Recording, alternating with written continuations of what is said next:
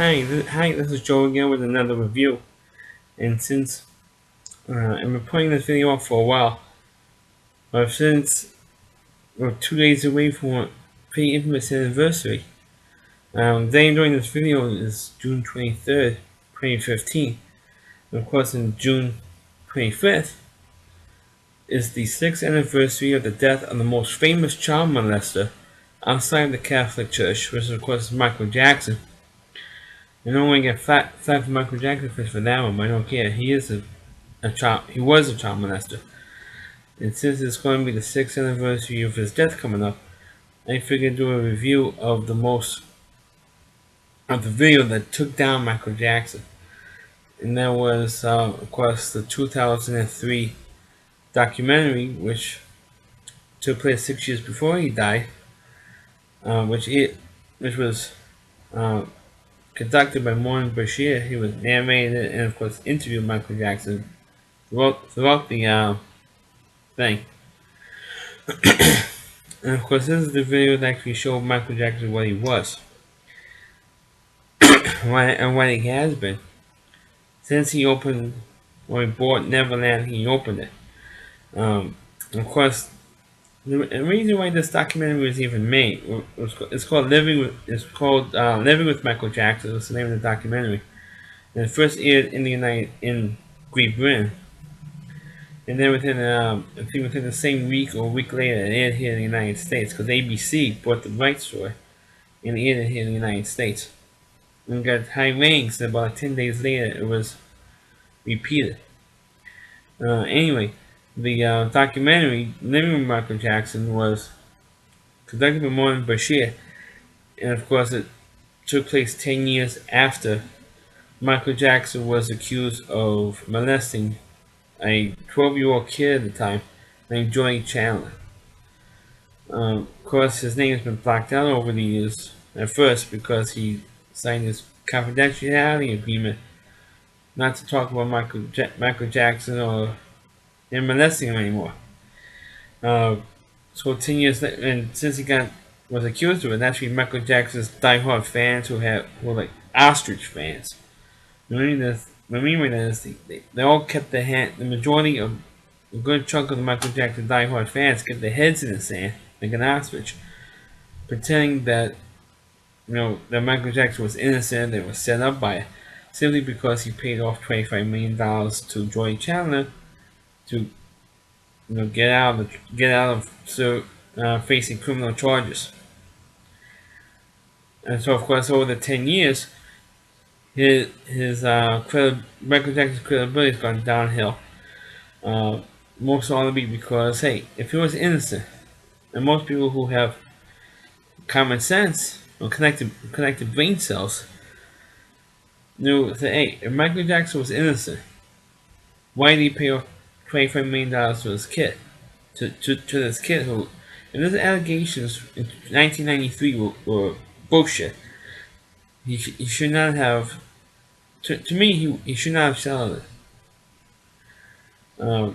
But the DA naturally he didn't press filing charges. Even though the cops said, "Hey, we got enough evidence to. If it was anybody else but Michael Jackson, this guy will went to prison for it, or at least, at the very least, went to trial for it." The cops felt they had enough evidence on him in the '93 case, on the '93 accusation, but the DA wanted an actual video of them in the same bed, which of course they couldn't find and couldn't produce it. So that's why Michael Jackson did not face charges for the '93 accusation. So I'll give you a little background on that. So in 2003, Michael Jackson, I guess in the 10 years between the '93 accusation and the 2003 documentary, the Living with Michael Jackson documentary, Michael Jackson's popularity, for the most part, at least here in the United States anyway, it's gone down. His record sales has gone down. So I figured, okay, to recoup, some of the faith of his fans, he did this documentary. And say, hey, I'm not really, you really say, hey, guys, look, I'm not really a child molester. But most of the documentary Living with Michael Jackson was boring. It really was boring. I mean, it's really nice. I mean, it was nice to see what he has in his ranch. But for the most part, it was boring as anything. He has like, all the stuff that he couldn't do when he was a kid. He put in his ranch. Like he had a zoo, uh, an arcades, a movie theater in his house. He had golf course, and he raced go karts with Warren Bashir at one point. And then of course, he does all this stuff with Las Vegas, shopping spree actually. So how much money he spent on stupid Las Vegas. I mean, the fans mobbing him in this mall. But most of that stuff was like pretty boring crap. To be honest. Then of course comes the infamous parts when uh, Marlon Bashir actually went to Germany on the day that he arrived in Germany. Those were of course the infamous moment when Michael Jackson dangled his baby um, over the balcony. And of course that's when he really went crazy, really went nuts. And of course at that point, his ex-wife Lisa Marie Presley actually gave an interview some time ago, around the time that Michael died, saying, "Hey, look at the documentary. I could tell that he was on drugs or drunk. During that particular scene, you can see in his eyes. So you can tell by his body language, and you can see in his eyes how wild his eyes were, and they were, and how out it looked like he was. It looked like he was like stoned, especially in the beginning part of the documentary, and in that particular sequence with what happened in Germany. And then, of course, they had the sequence when they took the kids to the zoo and they got mobbed in the zoo, which of course is the cover the highlights. But of course, the biggest. I know I'm going through this thing fast here. But the biggest, because I want to get to the controversy afterwards. Of course, the biggest controversy of this documentary, and I think now the Michael Jackson fan says, "Hey, that Marlon Bashir set up Michael." Was of course a scene in Neverland where, like I said earlier, he's trying to disprove all the child molesting stuff from 10 years earlier. So he has this kid named Gavin who was suffering from cancer, or he had at that point in the interview he was in remission, but he was suffering from cancer for a long time, and he almost died. And I know what type of cancer this kid had, but he had cancer. And he said, "Oh, I want to meet Michael Jackson." So somehow, by some miracle, they got Michael Jackson to talk to this kid, and then he was offered a visit to Neverland, and he would stay there. And of course, he got, well, allegedly, Michael Jackson's people says, "Hey, held this kid and told this kid, hey, you say you want to be in the movies, right?" He says, "Yeah, what is your audition tape? All you have to do is say how nice Michael Jackson was to you, and that doesn't molest you." That's what he pretty much says in the interview. They said, "Hey, I slept with him and nothing, nothing bad happened. We got stepped over. It was great. You stepped on the floor. And I stepped on the bed, and he was holding Michael Jackson's hand. He had his hand like this on Michael Jackson's shoulder. I mean, it was like weepy puppy dog eyes. I mean, it's really sick to see something like that, especially after he was accused 10 years earlier. He said, "Oh, I know Kaylee was accused, and blah blah blah." And said he doesn't molest kids, but he only sleeps with boys. He only invites boys into his bedroom, no girls at all. So that's strange right there. I mean, if he loves kids, how come no girls visit to his bedroom? Da-da. So, so of course, this thing caused a huge controversy. And when it re-aired the second time, Dateline NBC had a whole 2-hour thing with Michael Jackson, and they talked about the original detective who investigated the '93 case believes that Michael Jackson has a sexual interest in boys. Not only does he have a sexual interest in boys, he sleeps with boys. He has child pornography in his house, and all this stuff. So so to say that Michael Jackson does not have it's also crap. It's also bullshit. So no one's reading any comics saying, "Hey, that I'm full of baloney." It's all true. When Michael Jackson was investigating in '93, they found all the child pornography and all this other stuff in his house. And also not only that, but he has an alarm system for the hallway leading up to the master bedroom. When anybody approaches the bedroom, if there's any hanky panky going on with Michael Jackson molesting his kids, this alarm will go off and he will stop immediately, so he wouldn't get caught molesting a kid.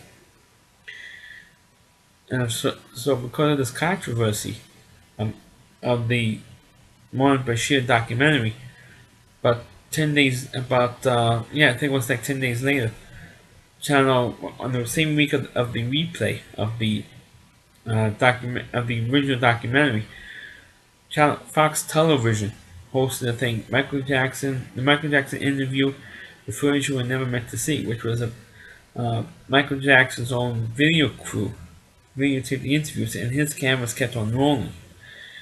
Uh, and of course, this is where the so-called setup was, because Marwan Bashir said to Michael, "Hey, the relationship with your own children is spectacular." And he keeps back saying, "Oh, I never saw it," which was true. Marwan Bashir gave an interview on Primetime Live. On the original broadcast was after the documentary, and then on the replay was before the documentary, so it's different, different space where they had.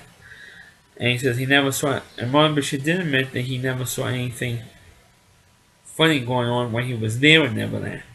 That's because he never saw anything funny doesn't mean there was nothing going on before and after he left. Which they believe happened because Michael Jackson put on a show to prove there was nothing going on. With the child molesting in particular.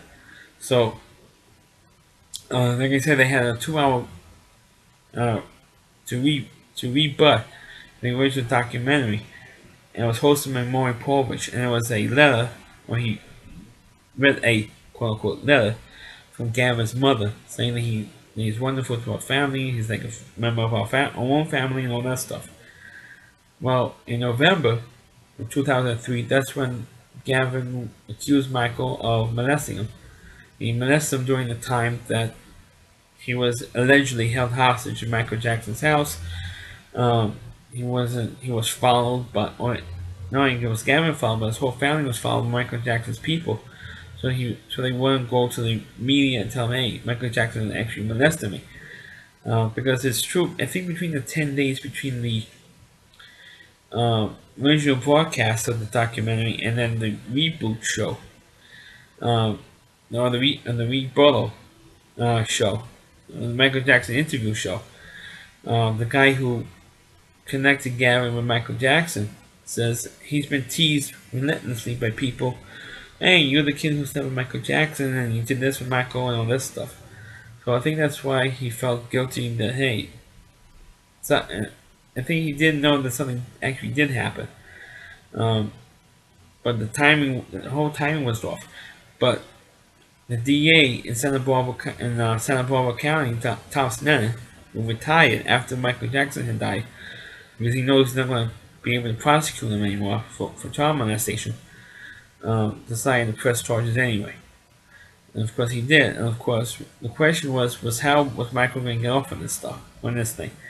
And of course the simple fact was that Michael Jackson's defense lawyer, I think Stan Mesmer, I think it was, the only person they actually attacked was the mother because for putting the kid in that spot to begin with.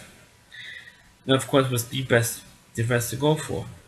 And the only defense I think that they could go, because you can't blame the kid. But you can blame the mother for putting the kid, because you knew for 10 years you had this thought in your mind: is Michael Jackson a child molester or not?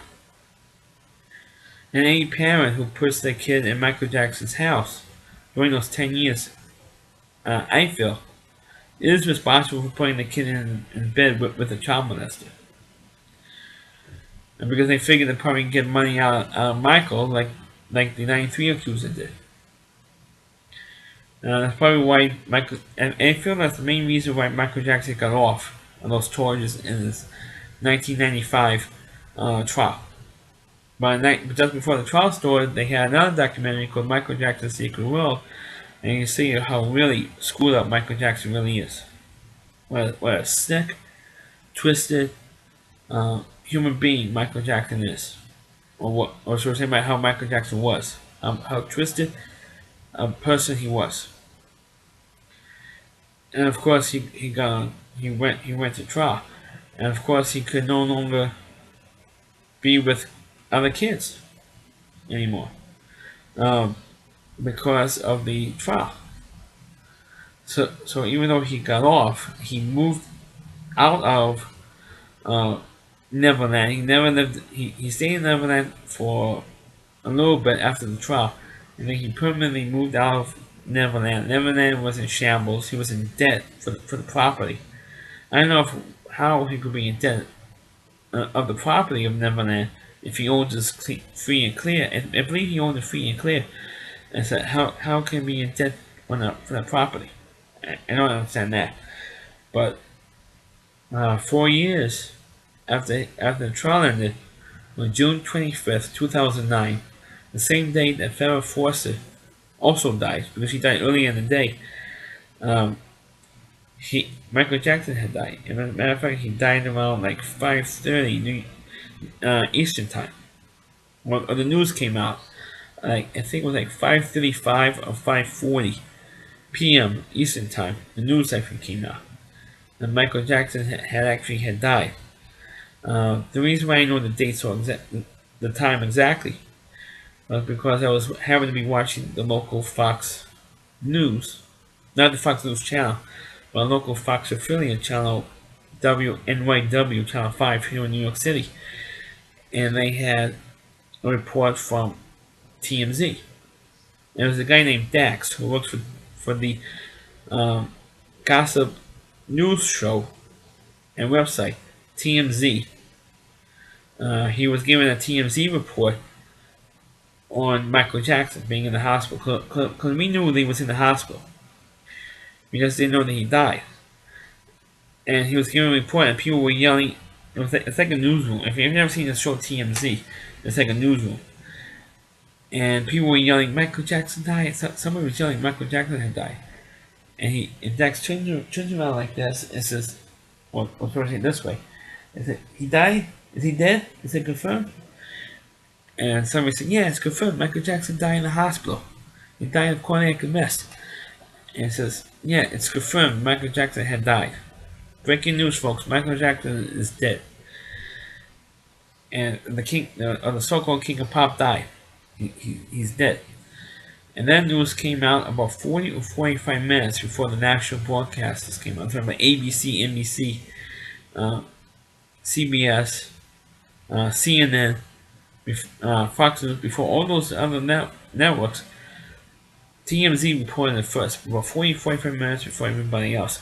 So it was like my generation's version of when Oswald, when Jack Ruby killed Lee Harvey Oswald in 1963. It was that huge of a news, that huge of an impact. And of course, when they had the election request that night and the whole